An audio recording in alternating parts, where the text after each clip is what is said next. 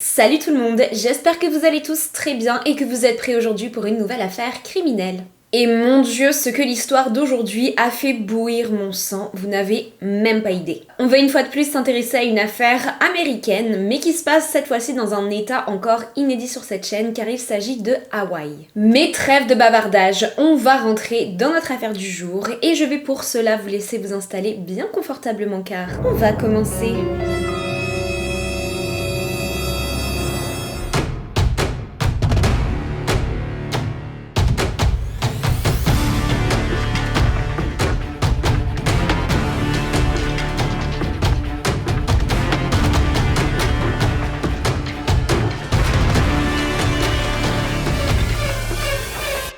L'île d'Oahu se trouve être la plus touristique de tout l'archipel d'Hawaï, et ce de par le fait que sa capitale, Honolulu, se trouve au sud de l'île. Cependant, une petite ville qui se trouve elle au nord d'Oahu résiste encore à ce jour à l'invasion touristique, et il s'agit de la ville de Pupukea. Et c'est dans la ville de Pupukea que l'on retrouve la famille Boinville. Thelma Boinville est née le 4 février 1966 au Brésil et a décidé de quitter son pays natal dans les années 90 pour aller s'installer donc dans l'archipel d'Hawaï. Elle y fait la rencontre de Kevin Emery, qu'elle épouse et avec qui elle va avoir une petite fille, Makana, née durant l'année 2009. Thelma est décrite comme étant un véritable esprit libre. Elle est passionnée de nature, de sports extrêmes, notamment le surf d'ailleurs, qu'elle pratique très régulièrement avec ses amis, mais aussi et surtout avec son beau-frère qui n'est autre que Gareth McNamara, une légende du surf, connue notamment pour avoir surfé la vague la plus haute du monde à Nazaré au Portugal. Petit side note d'ailleurs, mais sachez que je suis moi-même une très grande fan de surf, et ce depuis mon adolescence, et que j'ai eu durant justement toute ma jeunesse un poster de Gareth McNamara en train de surfer cette fameuse vague de Nazaré au-dessus de mon lit, et ce durant des années. J'ai trouvé ça donc plutôt étrange de voir le nom de Gareth McNamara, que je connaissais donc très bien, ressortir durant cette affaire alors que je n'en avais jamais entendu parler avant. Bref, retour à notre affaire. Thelma est donc une personne très sportive et pratique d'ailleurs très régulièrement la course à pied, le yoga, les arts martiaux et adore aussi la cuisine. Elle travaille à temps partiel en tant que professeure dans l'école élémentaire de Sunset Beach qui est située dans sa ville, Pupukea, et passe le reste de son temps à s'occuper de sa fille et à profiter de ses passe-temps. Thelma est une personne extrêmement sociable, qui est entourée d'un bon nombre d'amis, qui ne manque pas d'ailleurs de dire que le sourire, l'énergie et la joie de vivre de la jeune femme étaient ses plus grands atouts. Lorsqu'elle se trouvait dans une pièce, son rire était contagieux et tout le monde savait qu'ils allaient passer un excellent moment. Durant l'année 2017, Thelma, qui est à ce moment-là âgée de 51 ans, a pour projet de voyager avec sa famille en dehors de l'archipel d'Hawaï, ce qui se trouve être un très gros voyage, demandant donc d'avoir un gros budget.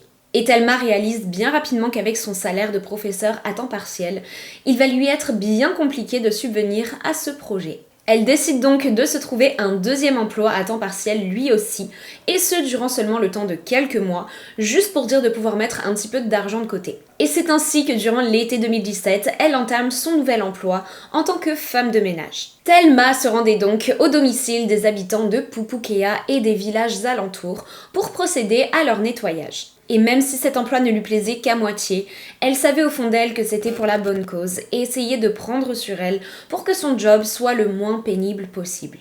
Mais le 7 décembre de l'année 2017, cependant, tout va basculer. Ce jour-là, Thelma avait prévu de se rendre dans un Airbnb faisant face à la plage de Rock Piles, située à quelques mètres seulement de l'école élémentaire où elle travaillait. Le Airbnb devait être nettoyé avant le début d'après-midi, car ce jour-là, un couple de touristes était supposé occuper la location et devait arriver dans le milieu d'après-midi. Thelma savait très bien que le nettoyage du logement ne lui prendrait pas bien longtemps. Juste le temps pour elle de changer les draps du lit, de changer les serviettes dans la salle de bain et d'enlever un petit peu la poussière. C'est pourquoi elle a pris la décision d'emmener avec elle sa fille Makana, âgée à ce moment-là de 8 ans. Une fois garée devant l'entrée du Airbnb, Thelma demande à sa fille Makana de bien vouloir l'attendre patiemment dans la voiture et lui lance un film sur sa tablette pour pouvoir l'occuper durant l'absence de sa mère. Ce qui, dans une région comme celle où la famille Boinville vivait, était quelque chose de très normal. Ce coin de l'île était extrêmement sûr, tous les enfants se promenaient en toute liberté. Thelma n'était donc aucunement inquiète de laisser sa fille sans surveillance le temps de quelques minutes seulement. Mais cependant, cette journée s'avérait être bien différente des autres. Environ 3 heures après l'arrivée de Thelma sur les lieux, le couple de touristes qui était supposé occuper la location arrive enfin. Ils ont déjà à ce moment-là le code d'entrée ainsi que toutes les informations nécessaires pour pouvoir accéder au logement. Mais lorsqu'ils vont ouvrir la porte de la maison, ils vont faire face à une scène absolument terrifiante. Thelma Boinville a été battue à mort et son corps gît sur le sol de la maison. Elle est dans un état effroyable et son corps et son visage sont entièrement remplis de bleu et de lacérations. Et non loin du corps de la mère de famille se trouvent les 3 armes du crime utilisées pour commettre ce meurtre, qui se trouvent être un couteau, un marteau et un maillet. La police est immédiatement contactée et eux aussi, une fois sur place, se retrouvent totalement choqués face à la violence de cette scène de crime. Car je vous rappelle que tout cela se passe dans un coin de l'île qui est extrêmement sûr, où il est déjà particulièrement rare qu'un crime n'ait lieu, mais alors un crime de cette violence, c'est pratiquement du jamais vu pour les policiers. Le sol est entièrement recouvert de sang, mais ce qui va immédiatement attirer l'attention des policiers se trouve être un mot, ou même plutôt un nom plus précisément, qui se trouve inscrit avec le sang de la victime au-dessus de l'encadrement d'une porte, le nom d'Axel. Et pire encore, lorsque les policiers vont inspecter la maison, ils vont découvrir Makana, la fille de Thelma, âgée de 8 ans, je vous le rappelle, qui se trouve à l'étage du domicile. Heureusement, elle est encore en vie à ce moment-là. Mais ses mains et ses pieds ont été ligotés et du scotch a été placé sur sa bouche pour éviter qu'elle ne crie. Elle ne montrait aucune blessure apparente et ne semblait avoir subi aucune violence quelconque, mis à part peut-être le trauma de ce à quoi elle a potentiellement assisté. La maison avait été entièrement saccagée, du sol au plafond, tout avait été complètement retourné et certains objets de valeur appartenant aux propriétaires des lieux ont été volés. Makana est immédiatement envoyée à l'hôpital pour être examinée et lorsque les policiers sont certains que tout aille bien et que son état est stable, ils vont la questionner pour en apprendre un petit peu plus sur ce qui s'est passé à l'intérieur de la maison. Et malgré son très jeune âge, la petite fille va leur expliquer d'une voix extrêmement calme et posée les horreurs qui se sont déroulées ce jour-là. Makana a aperçu un homme aux cheveux verts s'approcher lentement de la voiture où elle se trouvait. Il a alors frappé au carreau et lui a demandé de bien vouloir baisser la vitre. Lorsque la petite fille s'est exécutée, l'homme lui a dit d'un ton très calme qu'il venait de tuer sa mère. Il l'a ensuite forcée à sortir du véhicule et l'a traînée jusqu'à l'étage de la maison où il l'a ligotée et a placé une couverture sur elle avant de ne prendre la fuite. Lorsque les policiers lui demandent plus d'informations sur cet homme, Makana est seulement capable de rajouter une seconde fois qu'il avait les cheveux verts et que ses cheveux étaient longs et frisés. Mais elle va finir par se souvenir qu'une femme se trouvait elle aussi à l'intérieur de la maison. Les policiers vont donc réaliser qu'ils ne cherchent peut-être pas un, mais bel et bien 2 coupables. Les policiers vont demander à la petite fille de bien vouloir leur montrer où était garée la voiture de sa mère lorsqu'elle avait été enlevée. Et Makana va les mener jusqu'à l'endroit exact, mais lorsqu'ils vont arriver sur place, aucune trace de la voiture. Les inspecteurs n'ont pas le moindre doute, d'après eux, les coupables se sont enfuis à bord du véhicule. À ce niveau de l'enquête, les policiers n'ont pas la moindre piste sur l'identité des agresseurs et n'ont trouvé aucune empreinte ADN sur la scène de crime. La nouvelle de cette attaque terriblement violente va très rapidement s'ébruiter et faire le tour de l'île. Comme vous pouvez l'imaginer, tous les proches de Thelma sont totalement dévastés. Son mari Kevin ainsi que son frère Garrett McNamara sont tellement désemparés qu'ils affirment être prêts à offrir 100 000 $ à quiconque sera capable de les aider à résoudre l'enquête et à retrouver le ou les assassins de Thelma.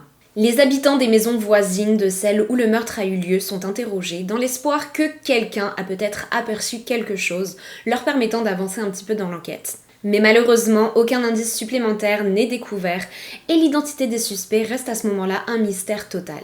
Mais ce mystère va très rapidement s'éclaircir car dans la soirée du 7 décembre, soit seulement quelques heures après que le meurtre n'ait lieu, la Toyota de Thelma est finalement retrouvée sur un parking un peu plus au sud de l'île et à la surprise générale, un couple est retrouvé à l'intérieur. Il s'agit là de Stephen Brown et de Hayley Dandurand. Stephen est âgé de 23 ans tandis que sa petite amie en avait-elle à ce moment-là 20. Et effectivement, lorsque Stephen est appréhendé, il avait à ce moment-là les cheveux verts.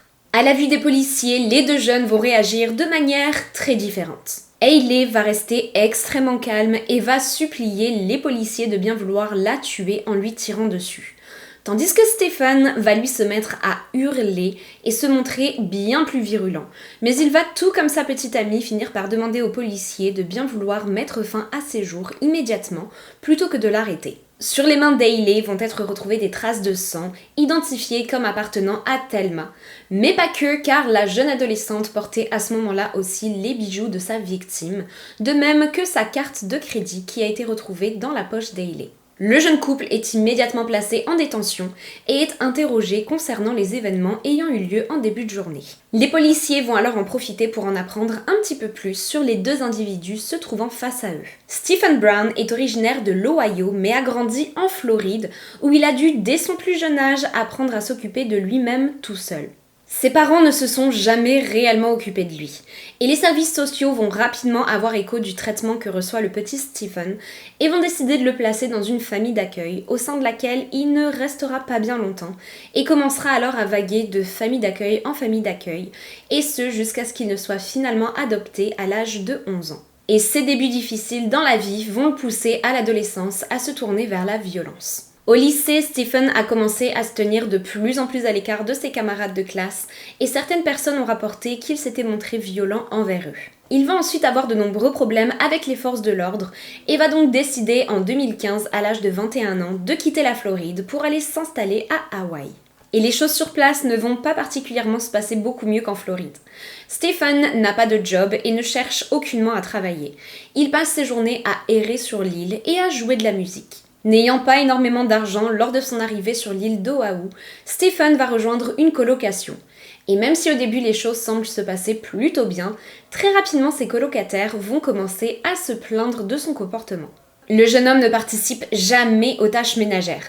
Il passe son temps à voler les effets personnels de ses colocataires et s'amuse à détruire l'appartement en inscrivant notamment son nom sur les murs de ce dernier. Il va même un jour adopter un chien qu'il va ramener à l'appartement, et ce en sachant très bien que son bail ne l'autorisait aucunement. Les choses n'allaient donc pas particulièrement bien dans la vie de Stephen, et mentalement, ça n'allait pas très bien non plus pour lui. Le jeune garçon s'était mis à s'intéresser de plus en plus à la mort, et semblait avoir une véritable rancune envers les personnes l'ayant mis au monde, comme s'il leur en voulait d'être sur Terre. Avis que partage d'ailleurs sa petite amie Hailey. Hailey et Stephen ont commencé à se fréquenter au début de l'année 2017 et on peut dire qu'ils se tiraient tous les deux vers le bas. Hailey était originaire de l'Oregon mais a déménagé sur l'île d'Oahu à la fin de l'année 2016 où elle rencontre alors Stephen quelques jours seulement après son arrivée. Et tous les deux vont très rapidement tomber amoureux l'un de l'autre. Hailey a toujours été une personne extrêmement réservée et particulièrement calme, et contrairement à son petit ami, n'avait jamais eu le moindre ennui avec la loi ou qui que ce soit d'ailleurs par le passé. Mais suite à son arrivée sur l'île et à sa rencontre avec Stephen, on peut dire que cela va très rapidement changer. Le couple va publier de nombreuses vidéos d'eux-mêmes sur les réseaux sociaux, dans lesquelles on peut les entendre affirmer ne plus vouloir être en vie et parler de leur mort comme d'un événement sur le point d'arriver. Et lors de leur enquête, les policiers vont découvrir la page Facebook de Stephen, sur laquelle il se fait appeler Axel Hayes Hendricks.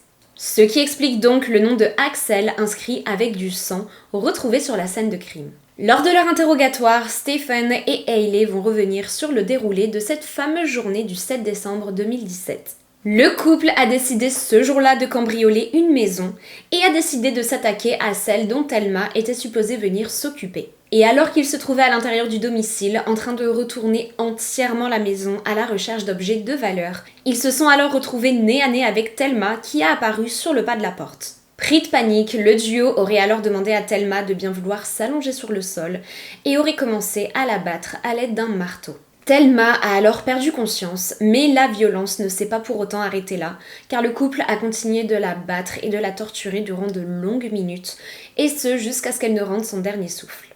Ils ont alors volé tout ce qu'ils ont pu trouver à l'intérieur du sac à main de la mère de famille, y compris ses clés de voiture, mais lorsqu'ils sont sortis de la maison, ils ont réalisé que Thelma n'était pas venue seule. Sa fille de 8 ans se trouvait assise sur le siège arrière de la voiture, qui était à ce moment-là garée juste devant la maison. C'est à ce moment-là qu'ils auraient tout simplement décidé de laisser la petite fille sur la scène de crime et de prendre la fuite. Stephen et Hailey vont tous les deux affirmer qu'ils ne s'attendaient aucunement à ce que les choses prennent une telle tournure. Ils étaient venus pour cambrioler une maison et pas du tout pour commettre un meurtre. Ils ont essayé de jouer les victimes pour faire croire que la situation avait dérapé et qu'ils n'y étaient pour rien. Bref, d'après leur version des faits toujours, ils seraient restés assis à l'intérieur de la voiture qui était à ce moment-là toujours garée devant la maison, à réfléchir à ce qu'ils allaient ensuite faire. Mais ils ont fini par apercevoir le couple qui avait à ce moment-là loué le Airbnb, entré à l'intérieur du domicile, et ont alors compris qu'il ne leur restait pas beaucoup de temps avant que la police n'arrive sur place.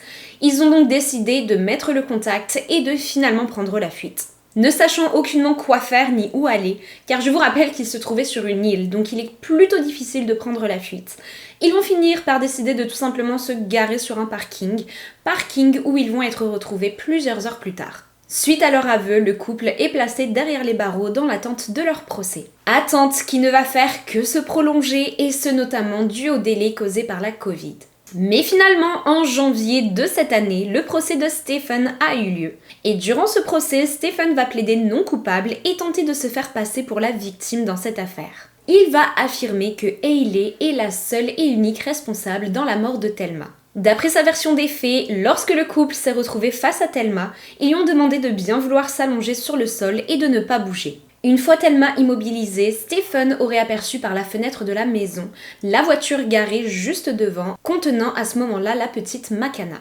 Il serait à ce moment-là donc sorti de la maison pour aller récupérer l'enfant, et à son retour aurait découvert avec horreur que Hayley avait profité de son absence pour mettre fin au jour de Thelma. D'après lui, les seules choses dont il est coupable se trouvent être le kidnapping de la petite Makana ainsi que le cambriolage de la maison, mais il ne doit en aucun cas être relié à la mort de Thelma. Alibi qui va être entièrement contredit par la petite Makana qui à l'âge seulement de 13 ans va prendre la parole durant le procès et qui va donner sa version des faits qui se trouve être exactement la même que celle qu'elle a donnée lorsqu'elle a été récupérée par la police ce fameux 7 janvier 2017.